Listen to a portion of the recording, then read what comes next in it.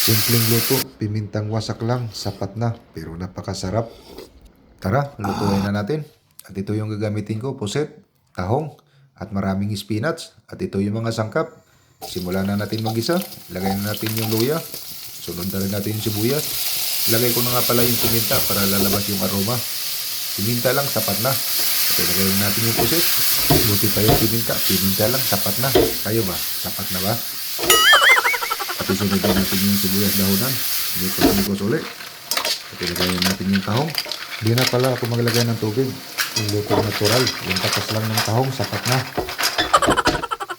Takpan natin ng konti para maluto rin. At okay na to.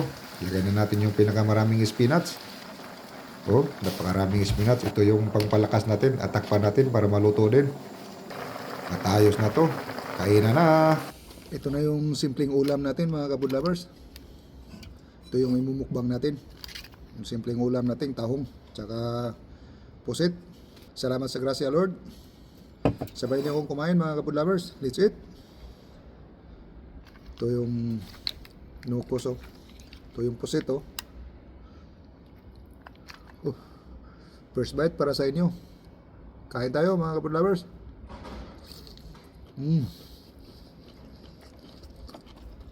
Ito may brown rice tayo.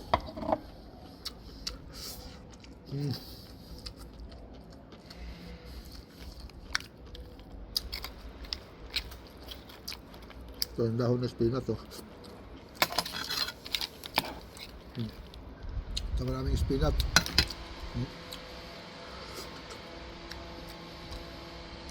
Init. Sabayan niyo akong kumain ha. Huwag kayong kumalis mga kabud lovers. Sabayan niyo akong kumain. Kain tayo.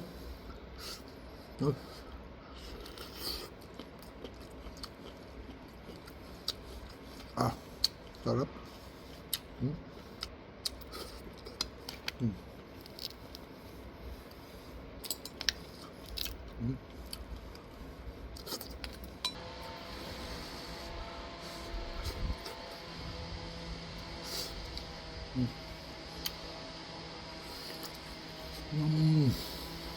Simpleng ulam pero napakasarap.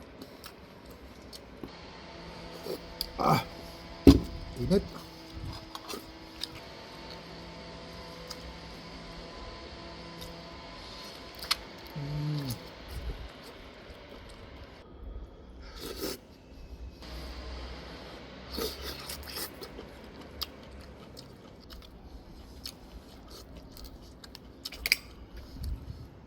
Spinach yung pampalakas ni Papay.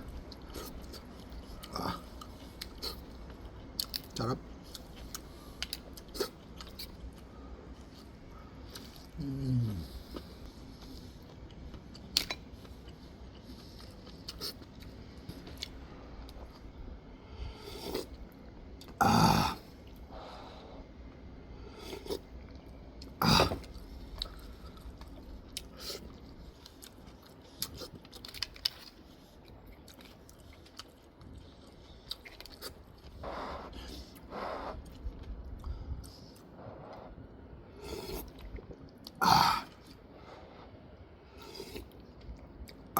Sarap na sabaw.